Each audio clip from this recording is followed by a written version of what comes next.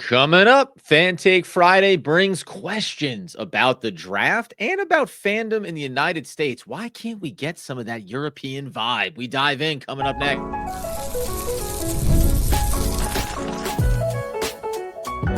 You are Locked On Nets, your daily Brooklyn Nets podcast. Part of the Locked On Podcast Network, your team every day.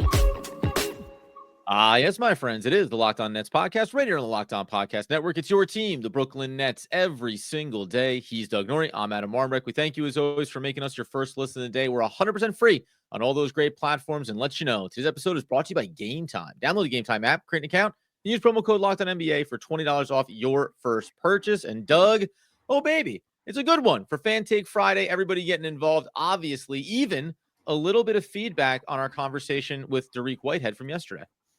Yeah, look, a lot of people still, make sure you're commenting over on YouTube. We're going to do a couple YouTube comments up here, Twitter, maybe some Twitter stuff. Look, the conversation, the Nets tanked, but you know who didn't tank? Nets fans. There's Net fans out there that rolled through this whole season. I mean, some of them were just super mad the whole time. That still counts. That's as far as I'm concerned. Still there. Guess what? Still there. If you show up, you get to be pissed off. Yeah, you get to be angry if you're there. You still get the attendance award. Like even if you showed up mad, you show up mad at school every day, but you come every day. At the end of the year, they're calling your name up for perfect attendance. There's nothing about your attitude in there at all. No, but this has been a long season. Any fan that stuck it out this long, and just gone through a tanking season, it's not an easy thing from a fan perspective. So anyway, my props to all the fans out there that continued the daily grind of wanting to talk about this team and still do. And now we're actually maybe entering to the most exciting part, which is the draft part of it. So plenty to talk about still, even though the Nets again tanked their butts off for the most part. So it's funny because we're going to start with some draft conversation here. There's a few different versions of this. So shout out a few people over on YouTube who are asking questions around the draft and possibilities. But I think I want to throw out real quick here. Tempest Law 6224 over on YouTube. He came in. This isn't really a question. It's just a bold statement. I hope we get the first pick, which I think that's a smart approach. Like, let's just get the first one and not worry about it, right? Like, I think sign me up. I would take that. Like, if we're just allowed to choose, we're allowed to choose, I think I would just take, we say eeny, meeny, miny first pick. Like that's how we've been choosing around our house. And I feel like that would be a very clear yes for me. Shout out to Brian Robinson, 7837, who also said, good episode today, guys. And that's really what we're asking for, too. That's about Dariq Whitehead. We'll talk about him a little bit later. But Pimp 7780, I'm not going to do the whole name. Your handle's fantastic, but it's a little bit lengthy. He came in with, will Cam Johnson and Claxton be here next year? I hope the plan is to turn them into future assets. We also had other comments about, hey, is there a possibility that if the Hornets, coming from True Vision 7623, land the third pick overall, I hope we trade up with them in order to land Ace Bailey, because I think they're looking at VJ Edgecombe or possibly the center Malik at 3. Let's just start there in terms of the Nets' possibilities of utilizing a Cam Johnson, maybe some other players they don't plan on keeping, maybe the Bucks pick at 18 as it currently sits to try to move around the board. Top of the draft, lottery, gonna think it's gonna be pretty hard to get that done. I don't think we're going to see tons of draft movement this year is my guess. Like, I'm just guessing at this. Okay, well, I'll tell you what we're definitely not seeing is anyone trading into the top 3. I think that one is. That was a hard one to think. Like, if you like VJ Edgecombe, if you're any of these teams, and you're there, you're taking the guy you want. You're not splitting hairs about maybe I trade back a couple and still land the guy that I'm after. Like, you're going to go with one of the top prospects that you think is going to fit your team. I mean, forget the players just for a second and just think about the optics. Like the optics around trading up into people that trade up or trade back out of the top of the draft, it never works for the team. It's such an optics disaster to do this because the times that it's happened that I can think of off the top of my head, the Luka trade with Trey, where Trae Young, they draft Trae Young, Atlanta trades out of the 3 pick and the Mavericks draft Luka. Like that's one of them. Worked out fine. It's like that lived to them forever. Drafted him. I mean, I'm sorry, Doug. Is Trae Young still in Atlanta? Did Luka get kicked out of Dallas? I think we know who won that trade. Exactly. Or where the Celtics trade out and draft Tatum because Fultz goes first. And it's like, well, whoops, so it's one of these things where I just think we're not going to see, it's rare to happen anyway. And I think we're just doubly not going to see it happen anymore because it's just a optics disaster if you get it wrong. No one will blame you if you take the guy and get it wrong. I mean, they'll blame you, but not too bad because everyone's like, in deep draft drafts just like this, you're it not just gonna get goes like, judged. sometimes guys are bust, like some percentage of guys are bust or whatever. But if you trade out of the place where the guy became great, that one for sure sticks with you. And so I just don't think, no matter where teams saw and had players on their board, I just don't think we're going to see situations like that in the top 3 or 4. Like outside of that, okay, maybe things start moving around a little bit. I do think boards are going to have a wide array and a wide range of where teams like sort of land on who they value in those spots. But the Cooper Flags, Dylan Harper's, and I'd probably put it as high as like ace at 3, assuming he sticks, which I think he will. I just don't think we're going to see a situation where these teams trade out of those spots. They'll either A, take their guy and just live with it, or B, just take the guy who's kind of like chalk in that spot. Because the trading thing, maybe I'm misremembering these. It just doesn't seem to happen very often. And the times it does, just look bad for the team that traded out of the top spot almost every time. Yeah, it's interesting because like Ace Bailey's been the guy that has had some fluidity around whether or not, like how do franchises feel about him. Still a very young player, but even I guess to your point there, it's like even if it's VJ Edgecombe, you feel a little bit better about him. I guess it really maybe depends on where you land, right? If you're the Hornets and you're sitting there at 3 and Brooklyn ends up at 4 somehow, I guess that's a little bit different. But if you're the Hornets, and this is just for instance, and you have to trade back from 3 to 6 or 3 to 7. Well, that leaves multiple picks in between you and the guy you think you're just automatically going to get, which is always the problem when you make trade downs like that, especially if you think that that tiering of these guys will get judged differently as you move along. If you're the Brooklyn Nets, listen, I'd be all about making these kind of moves. And I find at least I'll have to try to find who brought this up, but I do find the idea of like a Cam Johnson and the 18th pick to move around the board. I find that to at least be intriguing from the standpoint of, if you feel like the value of getting from 18 to, let's say, 12 or 13, like I'm only talking about margin moves. I'm not talking about getting up into 7 or 8. I think they offered like the Spurs as being a possibility. That's going to be hard. If you're up in the top 8, top 7, something like that, and you want to jump back in because you spiked up to 5 with your first pick in the lottery, you're not going to make that type of leap. I wonder if really the Brooklyn Nets would have enough conviction around a prospect to say, in a deep draft class, we see this player and believe, hey, if we can get from 18 to 14, we think we're getting prospect X that fits what we want to do. And maybe other teams don't look at it the same way as far as the deep class and say, yeah, we'll take it wherever we can get it. And oh, by the way, we're picking up a really strong wing player that's under contract for a couple more years. You can look at teams, I guess, I mean, not a great selection in this area, but Spurs at 15, that I think conveys over to the Hawks. Maybe Orlando at 16. So by that point, you're already too close, and that's a margin move at best. So maybe just, verbally walking through these things sometimes gives you the answer. How much do the Nets think they're getting from 18 in order to package up a player and a pick to move 1 or 2 spots? You probably get a quality look there at a player as you approach the 20s. Okay, so a lot going on there. First of all, that the Spurs have the Hawks pick. So that's from the Sorry, I said that backwards. Yeah, it's from the DeJounte Murray trade. So there's a lot going on there, and I do think there's actually, like, if you look at it, like just from like a high level, I just think it's just really hard to sort of like envision these things happening. Okay, I'm going to break it all down because I have a couple different thoughts along a couple different lines. Coming back on the other side. Yeah. Doug's going to respond to why is it so difficult to see a version where teams dance around the board and Brooklyn benefits from it on draft night? We'll do that here in just one moment. All right, before we get to that, tell you about our friends over at DoorDash. NBA fans, get ready. They swoosh, you save thanks to Dash Pass. Every time a player drops 50 or more points in a game, you score a huge deal the next day. Super simple. Any player scores 50 in a game during the 24-25 NBA regular season. Just a few days left for this. Dash Pass members get 50% off an order, up to $10 off the next day from noon to midnight. Dude, this looked like a lock the other night with Luka returning to Dallas. He had like 35 points at halftime. This looked like a DoorDash complete and utter lock. Didn't quite get there, but this let you know it can still happen like late in the season. I think we're still going to be able to do it, even with where some of these teams are. You get the game day feast going, get those late night cravings taken care of, lunch on the go. It's all there for you with DoorDash. Sign up for Dash Pass and be ready to save with any player scores 50 or more in a game. Dash Pass members get 50% off the next day. Any order the next day, up to $10 off. Use the promo code NBA50 from noon to midnight after a 50-point game on eligible orders at participating merchants. Must have an active Dash Pass account. Terms apply. Visit DoorDash to learn more. All right, as we continue today's Locked On Nets episode, talking about the draft, talking about potential trades, and a lot of other things. We'll get into some Dariq Whitehead and also looking over at European models of fandom. I will just quickly note here before we dive back in that Jordi Fernandez did respond to the Malone firing in Denver. And I mean, it was exactly what you would expect, but he gave that very, he's like, I'm here. I will say, he said, I love my owner. I love my GM. I Yeah, that's expect to be hilarious. here. Yeah. I show up every single day, planning on coaching. What you know what I did find hilarious about it was, though? He added, like, he was like, I plan to be here for 15 years.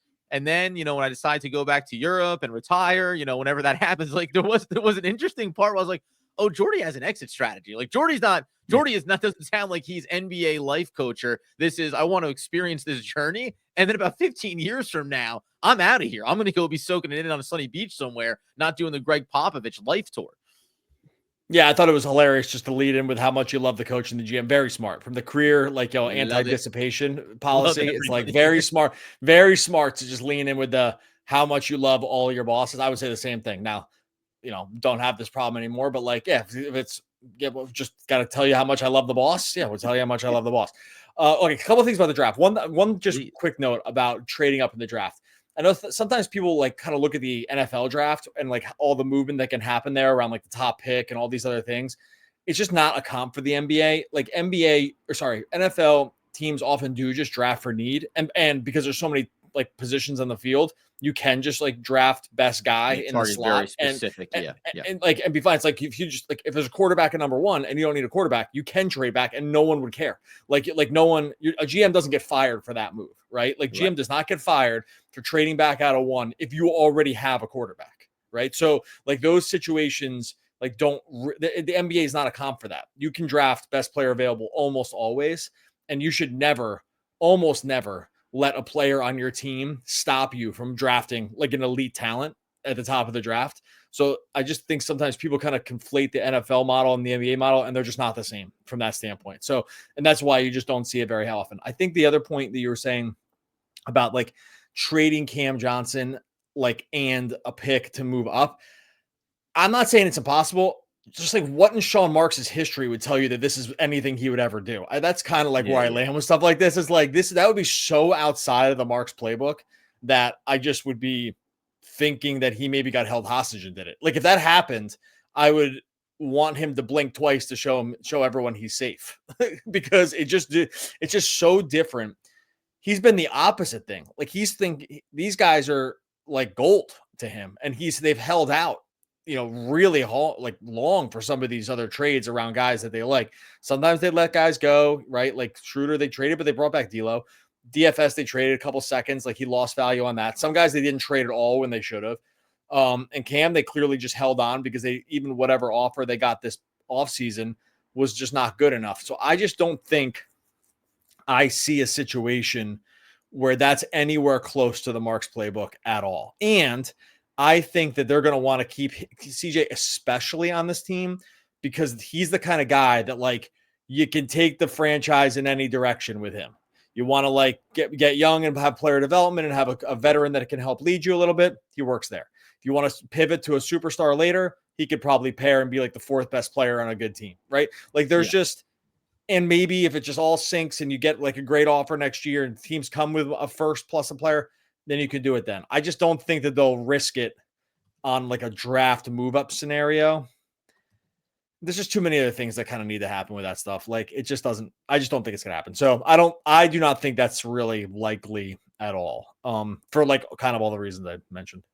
There's something really interesting here because while you were breaking that down in a way that I think makes sense, especially the NFL comparison, I remembered I was looking at a No Ceiling article the other day, and it was talking about teams that move up in the top 24. Typically in the NBA, it's there's something known there. So you mentioned before about Markelle Fultz, no, but then Jason Tatum, Romeo Langford, the Luka Doncic trade, Trae Young, Cam Reddish ends up being the other side of that. Mikal Bridges. What do you mean, Zaire the players, Smith. Sorry, real quick, you're mentioning Langford and you're mentioning Reddish, those are the guys that they got with the extra pick, right? You traded picks and then Like Yes, the other that's what they pick turned get. into Yeah, you Cam traded Reddish. away these multiple players, and you end up with a single player, right? Well, So no, in but the those instance, players, they didn't get traded by multiple players. They trade them for picks. And so the pick became yes, Langford. The pick exactly. became Cam Reddish. Yeah, I just want to make sure we all follow like where these names are coming from. Yeah. So Yeah. then yes. So Zach Collins, other side of that equation, Justin Jackson, Harry Giles, Shea Gilgeous-Alexander, other side of it, Miles Bridges, Vernon Carey, Scotty Lewis, Matisse Thybulle, other side of it, Ty Jerome, Carson Edwards, Tyus Jones, other side of it, Rakeem Christmas, C.D. Osman, Justin James. So the point that was getting made here by, to give full credit, Ignacio Risotto, he was saying it's like if you end up making one of those trades, it's because the team knows something that you probably don't. Like, they're probably aware of something in the draft that you're not seeing necessarily coming down the pike. So then getting the better end of those deals, which is why in the NBA, you typically say you make your picks, you live with the results, because you don't want to be the team that turns around and says, we didn't take Luka, we ended up with Trae Young, and we look back at it a decade later thinking like, wow, we didn't have this work out in our favor, right? And by the way, like, and just like to use the NFL comparison again and why it doesn't work at the NBA. One, there's just, you have to fill 24 spots on 22 spots in an NFL field, and you can only fill 5 spots basically on an NBA court at once, right? And so having more draft picks in the NFL and having more draft picks in the NFL actually just helps you, even if you give up a little value at the very top, because you just have to field so many dudes that like the chance to draft more guys is better, right? Like you just give yourself a better chance. You know what's interesting about that too? I always thought about that. Like, I know that listen, we talk about second round picks and they usually don't end up turning into necessarily into much. It's few and far between. But I've often thought about, it's like, why not have a third round to the NBA draft? Not that these guys, some go other places. You probably wouldn't fill it out because at a certain point you go, the second rounders don't play. yeah, like get drafted to like not end up being able to play at all and also be controlled by somebody. But like with the way the G League works now, it does feel like it would make for a more interesting, certainly, draft night, because there's something about NBA. Listen, that's the player pool, and the best of the best are the top. But the fact that it's like 2 rounds, see you later. Now, the flip side of that is NFL. By the time you get to the 5th, 6th, and 7th round, you're thinking, Jesus God. I mean, this thing starts on a Thursday night and goes through the next month practically by their standards. So they turn into a bit of a spectacle. But as we know, there's more of a race when it comes to getting viewership for things like this. And the NFL has always been king of it. So I don't see it being likely. If anything, I would say a trade where the Nets look at what they have at the back end of the first round, not pick 18, maybe those picks in the 20s, depending on where they land. Maybe they think about either moving up with them or moving out with them and trying to pick up assets in another draft class, right? Because we're talking about moving up the board as opposed to somebody wants that draft pick in this year's draft class. Maybe the Brooklyn Nets already have 3 players they got in this year, one in the top 10, one in the top 20, one in the top 30. And now they say, hey, we'll take another pick somewhere else. We mentioned the other episode how that pick from Philly is now going to get pushed back another year. So maybe you want to get another asset in the coffers. Something else that came up here too. I take it back a little bit. I'm looking back at the 2022. I just went like 3 years back, or 2 years back, not 3 years back. And just to look at the second rounders that, like, I was like, oh, because I just said they don't play. I take that back. Almost all these second rounders are out there. Yeah. Like they're almost all. I'm not on. I would say like 60. I'm just eyeballing this. 60% of these guys are like low end rotation players, and there's like Andrew Nemhart's a starter, and he was the first pick in the second round. And then there's like guys who definitely got minutes this year, but not tons, like Caleb Houston, like EJ. But I guess to my point, right? So you talk about like this is the second round can be like the back end of your rotation, typically ish. And then third round, if you had a third round in the NBA draft, you'd be like, these are probably going to be your automatic G leaguers. But how many teams might end up finding, right? I guarantee you, if you put another round on the NBA draft, you would get at least 3 or 4 players in that third round that ended up being better values than maybe, the guys you took somewhere in the 32 to 34 kind of range. Like, that there's always going to be that random player that comes out of it. I think I was just listening to a conversation about like Jalen Brunson, like, going from a second round pick to becoming who he was. Hey, some guys take time and then turn into a real player at the NBA level. That's 16 of these guys like had rotation minutes this year. One was Tyrese Martin. Carlo Makovich, he actually played real minutes. I don't know. I take it back a little bit. The second rounders kind of hit a little. None of them are superstars, but like they definitely, some of these guys play though. Like they definitely play. Yeah. Coming here in a second, let's give you the stats on our poll over on YouTube around Dariq Whitehead and his role will be next year. And then answer the question, how do we get that European energy into our fan base stateside? We'll do that here in just one moment.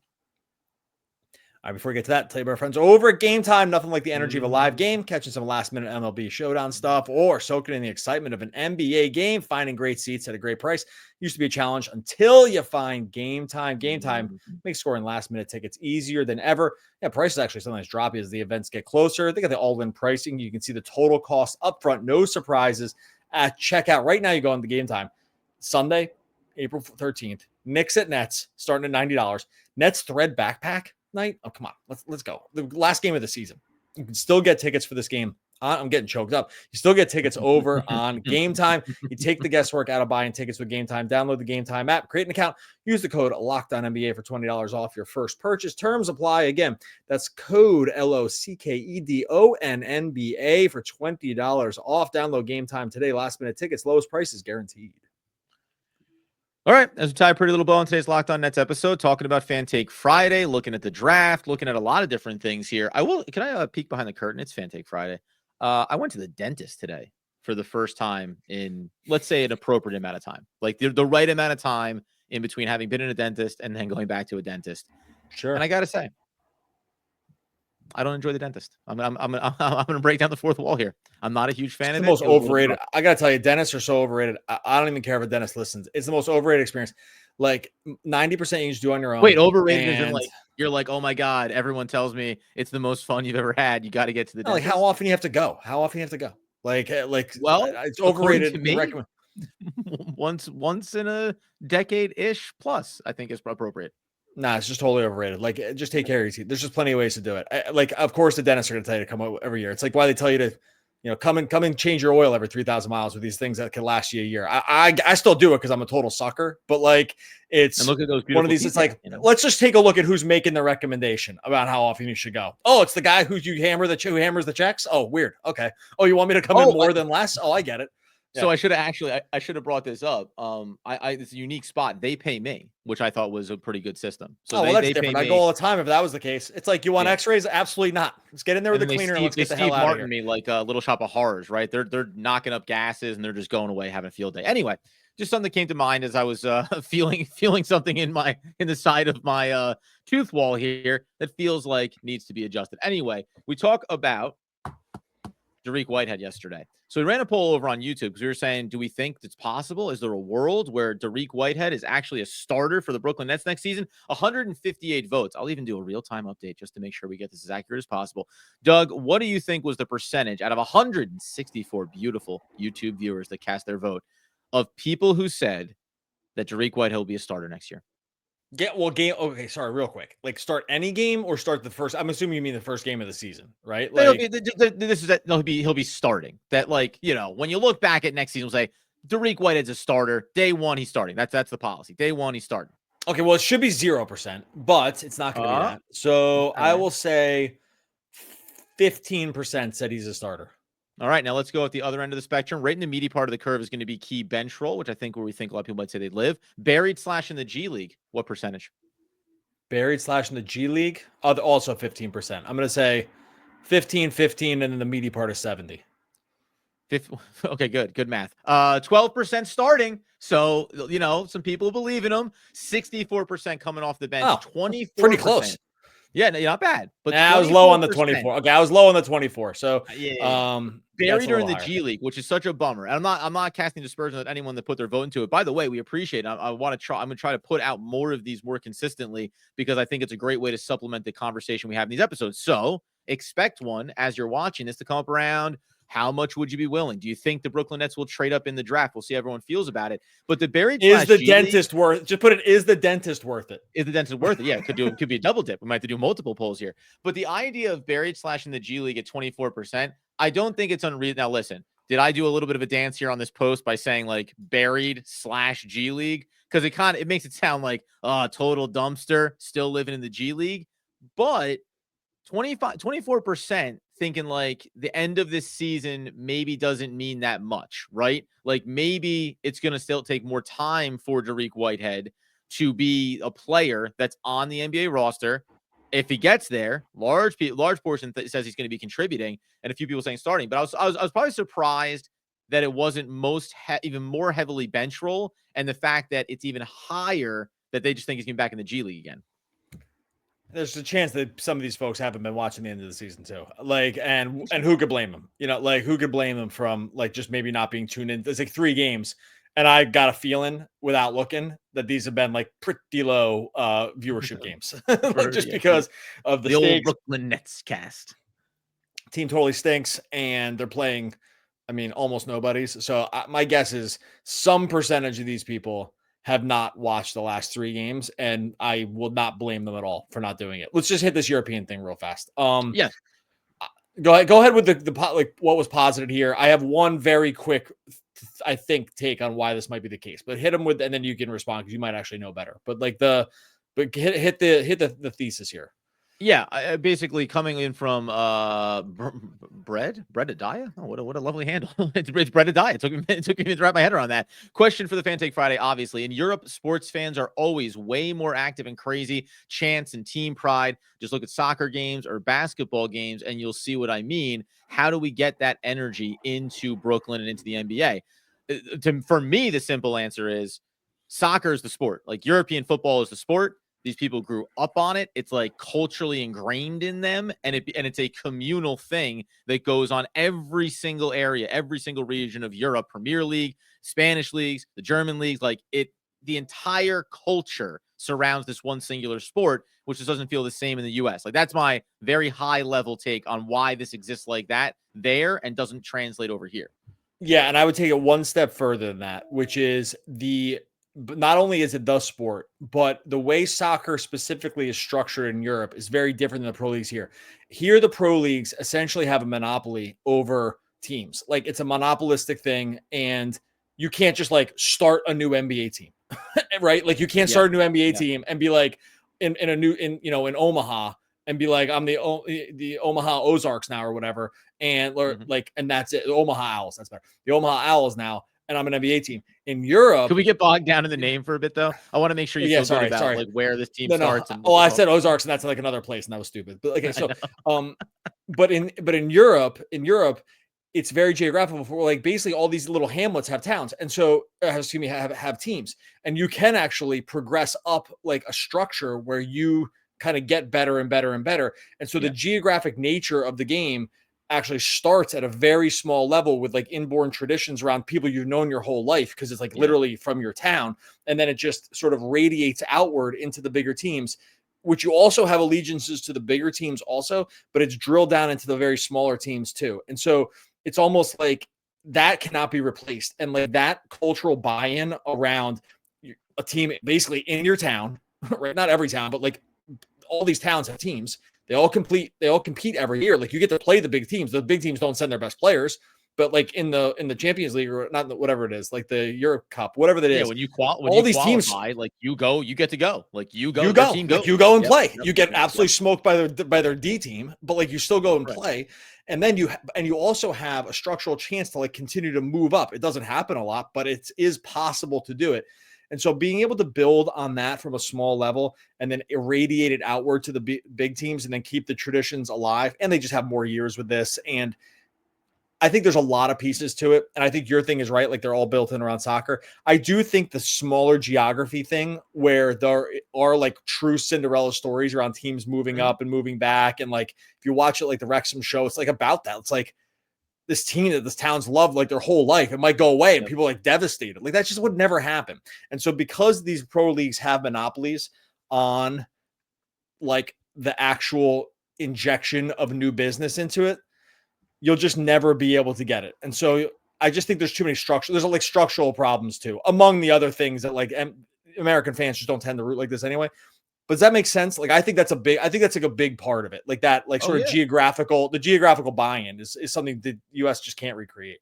And I'll throw something else extra into it as well. I mean, just because I don't think that fandom in that level, you have season tickets here, doesn't mean you're going to every single game. Like when, if you go to European soccer, you're there every single game. So like, I think about like in NFL terms, I know people, I got people that have season tickets.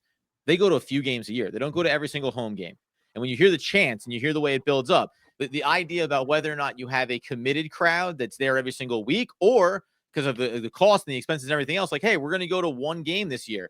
Even if you wanted to, I'm going to keep it very basic. What have the New York Jets gotten to? Jets, Jets, Jets, Jets. That's as much as you can put from an expectation standpoint onto a collective crowd in order to build up to it. So I don't know. I think it's all of those things we talk about. And the main reason I thought it was fun to bring up on a Fan Take Friday is that there is something that does resonate when you watch those games and you hear them, because it's as much a part of the experience of those games as the actual action on the field. The crowds dictate the tempo. And in soccer too, by the way, I'm going to go long here, but I grew up being a soccer fan.